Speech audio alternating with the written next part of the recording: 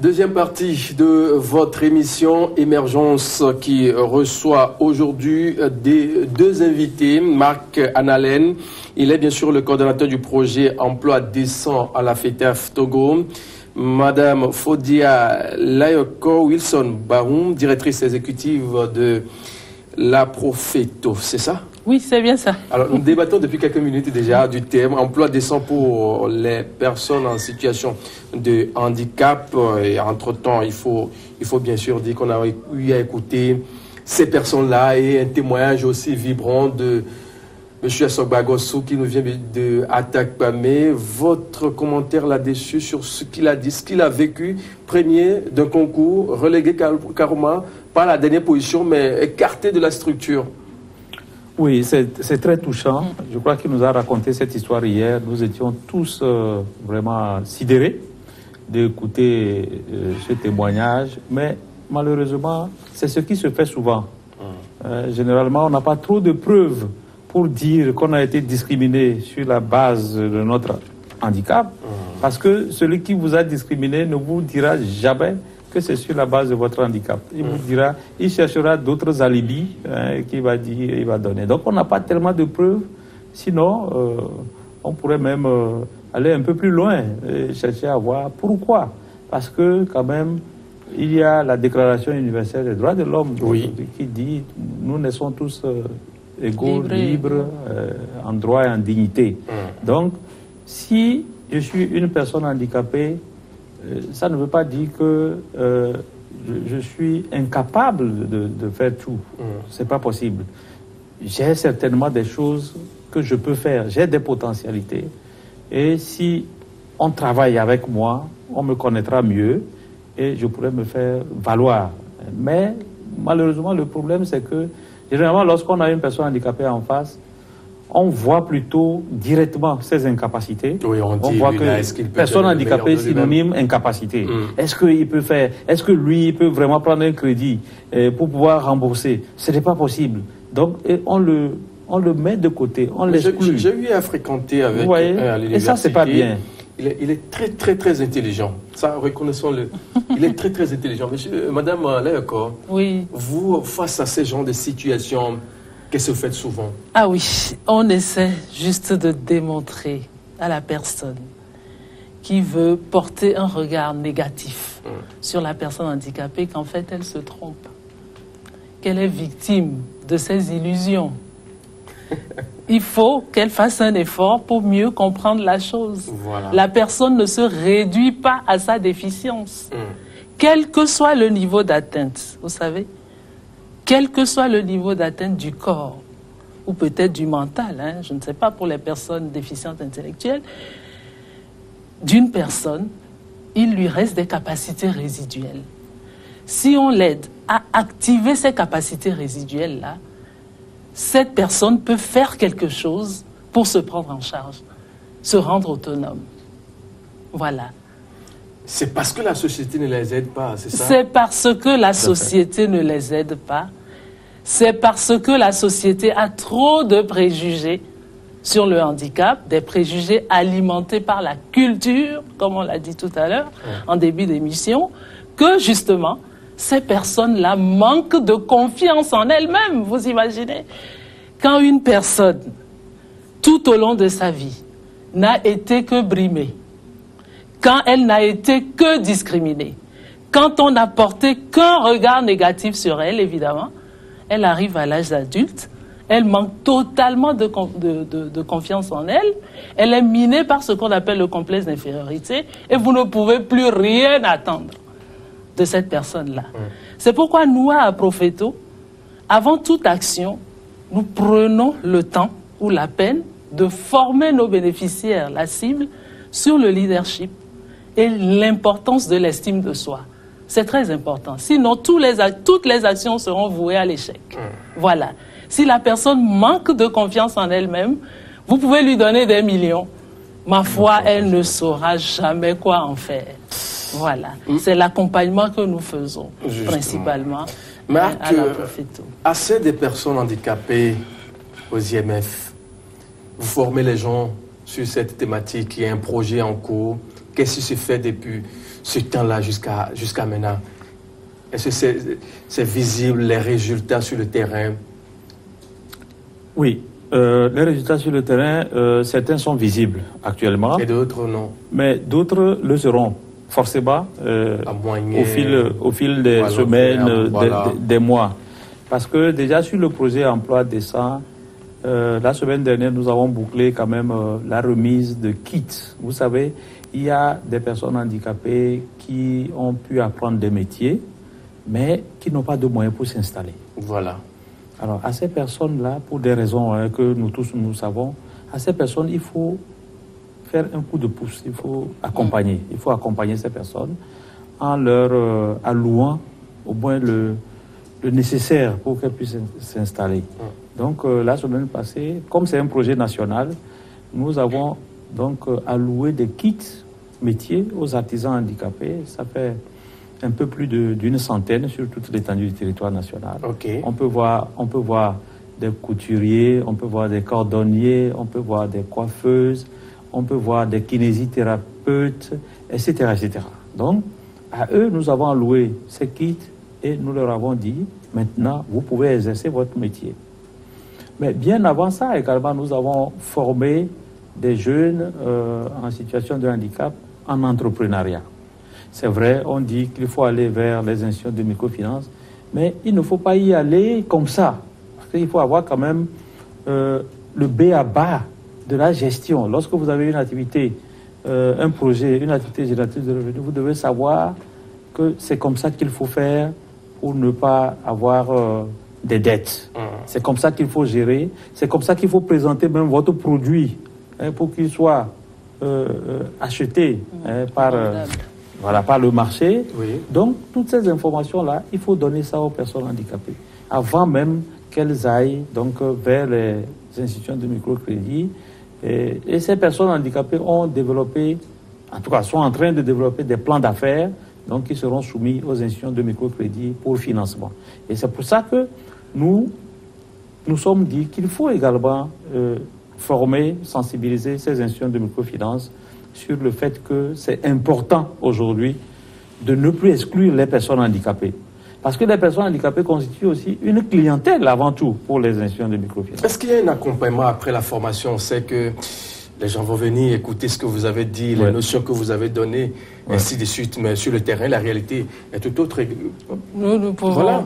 Ça, c'est beaucoup plus concrétisé. Oui. À la Profeto, bon, la FETA fait en phase de démarrage de son projet. Nous avons initié un projet de renforcement de capacité d'insertion socio-économique de la femme handicapée qui a été appuyé par la CBM depuis 2013, où nous avons facilité l'accès de près de 280 femmes handicapées à une institution de microfinance pour qu'elles puissent bénéficier de microcrédits et développer des activités génératrices de revenus. Alors, je peux vous assurer que de 2013 à ce jour, c'est des femmes qui ont pris des crédits, justement, qui les ont remboursés dans les délais impartis, y compris les femmes handicapées auditives, handicapées auditives comme handicapées visuelles, ce qu'on appelle communément les femmes sourdes. C'est à Lomé ou vous allez également à l'intérieur du pays? Non, pour l'instant. Mon jeune frère voilà, nous avons juste à Asrama ou à Tado, oui, on viendra. Chikawa, au grand nord oui, du pays. Dites à votre jeune frère qu'on vient lentement, mais bientôt, on va arriver vers lui.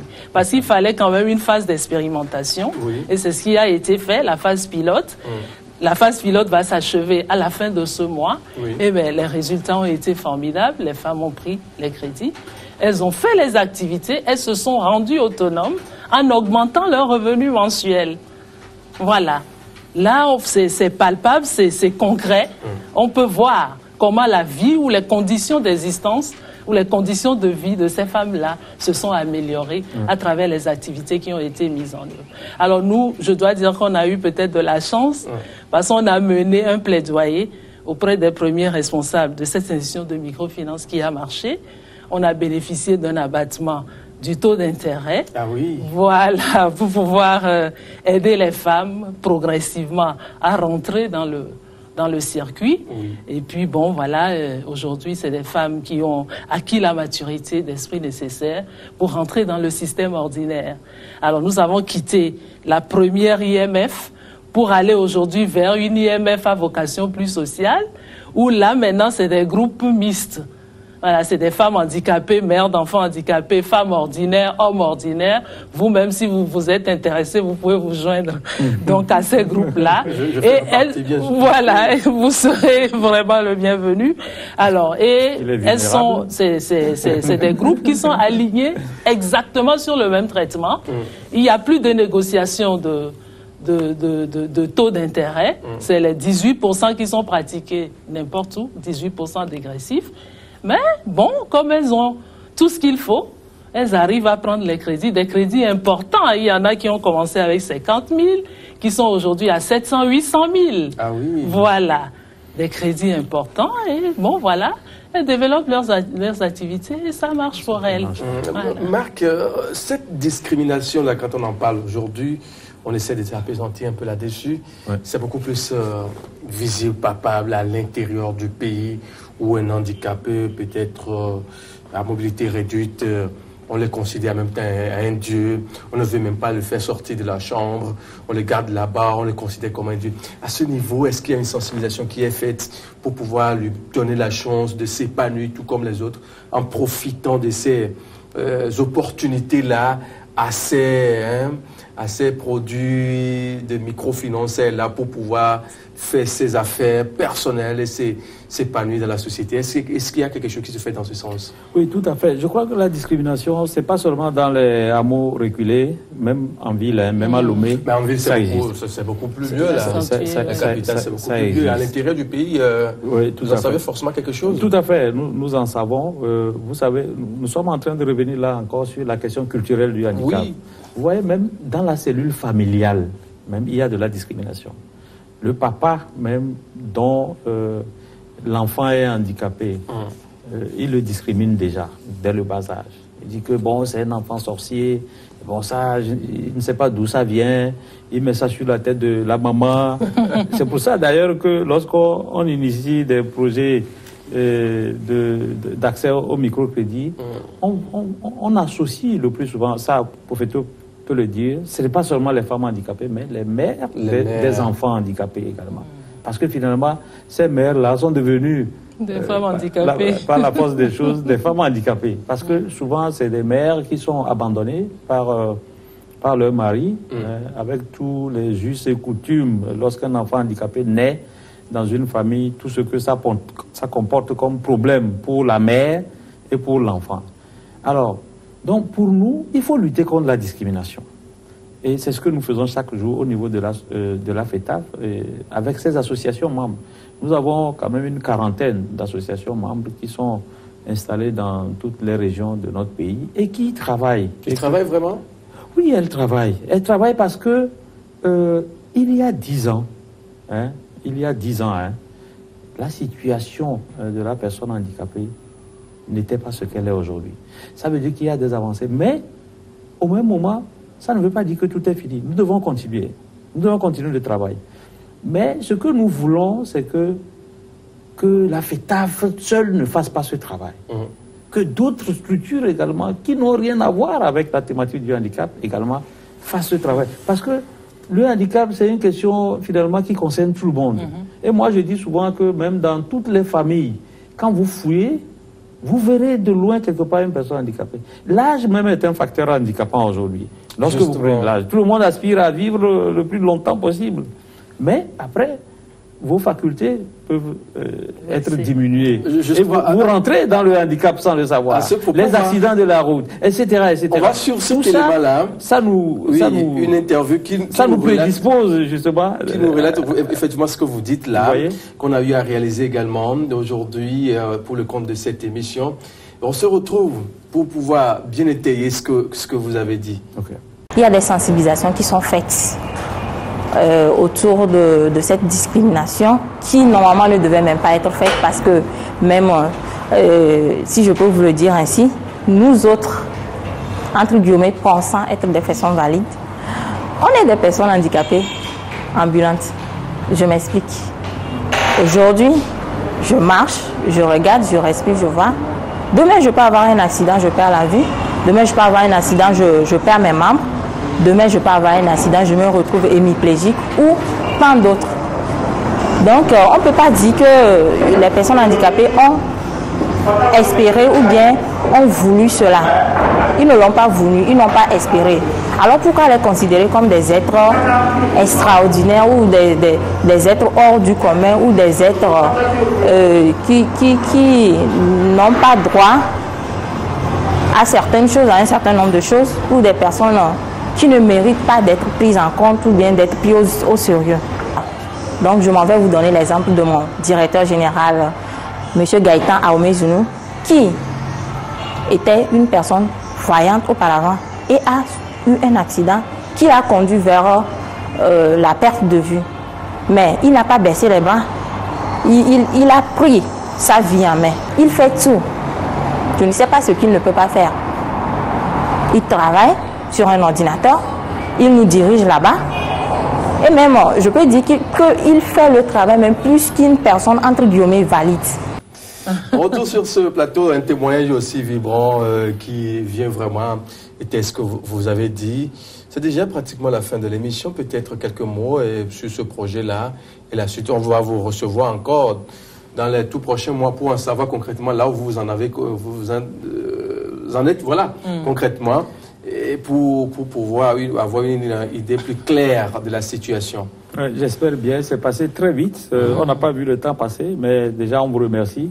Je crois que des exemples tels que Madame Rosalie l'a dit tout à l'heure, il y en a beaucoup. Hein. On ne peut pas vraiment... la liste n'est pas exhaustive. Mais pour revenir sur le thème même de notre émission, c'est vraiment... des personnes handicapées. Aux institutions de microfinance, c'est un appel vraiment que je voudrais lancer. Nous ne voulons pas quelque chose de spécial. Nous ne voulons pas qu'on considère toujours les personnes handicapées comme des êtres spéciaux. Non. Tout ce qu'on offre à la population, faisons attention pour que les personnes handicapées également puissent en avoir accès. C'est ça, l'inclusion, le principe de l'inclusion aujourd'hui, c'est ça. Les institutions de microfinance déjà peuvent prendre des dispositions pour améliorer l'accessibilité même déjà. Lorsque il y a une rampe déjà devant une institution de microfinance, ça veut dire que cette institution de microfinance s'ouvre aux personnes handicapées. Et la personne handicapée, en allant déjà dans cette... elle sait qu'elle aura des interlocuteurs sérieux qui vont l'écouter plutôt que la discriminer. Hein. Je voudrais donner l'exemple d'une personne qui est arrivée, une personne non-voyante, qui est arrivée dans une institution de microfinance avec sa canne. Et déjà, les gens ont commencé à tenir la tête, déjà au niveau de la secrétaire, dit, ben, celui-là, il vient mendier. Alors que cette personne venait ouvrir un compte. Voilà. Pour mettre son argent. Il vient mendier. Dépôt, hein? Pour faire un dépôt. Important en plus. Vous voyez, un dépôt important même pour sa structure. Mais les préjugés que nous avons sur les personnes handicapées, comment nous caricaturons les personnes handicapées, c'est vrai, c'est culturel, mais il faut qu'on arrête tout ça et qu'on considère les personnes handicapées comme des êtres humains à part entière qui ont également leur partition à jouer pour le développement de notre pays. Je crois que c'est à ce seul prix-là qu'on peut les restaurer dans la société et leur permettre de se faire valoir et de prouver à la société qu'elles ont des potentialités à faire valoir pour développer le pays. Marc, merci. Il faut dire là encore. Oui. Bon, Marc a tout dit. Je vais partir dans son élan. Oui, pour dire que, bon, voilà, il faut que nous changeons de regard, que chacun fasse un effort pour changer de comportement, d'attitude, de regard sur le handicap. Et je vais peut-être revenir sur quelque chose qu'il a dit tout à l'heure et qui est particulièrement important pour moi. Il faut que chacun prenne conscience du fait que nous tous, nous sommes des personnes handicapées potentielles. Voilà. Et dans chaque famille, il y a au moins une personne handicapée. Ça, c'est une réalité. Donc, le handicap, c'est l'affaire de tous. Le handicap, c'est l'affaire de tous, mesdames, messieurs. C'est ainsi que se referme cette émission de ce jour qui a reçu Marc Adalen. Il est bien sûr le coordonnateur national du projet Emploi décent à la FETAF Togo. Fodia Layoko Wilson Barou, elle est la directrice exécutive de la Profeto. Nous avons débattu du thème « Assez des personnes handicapées aux institutions de microfinance ». À très vite. Afrique.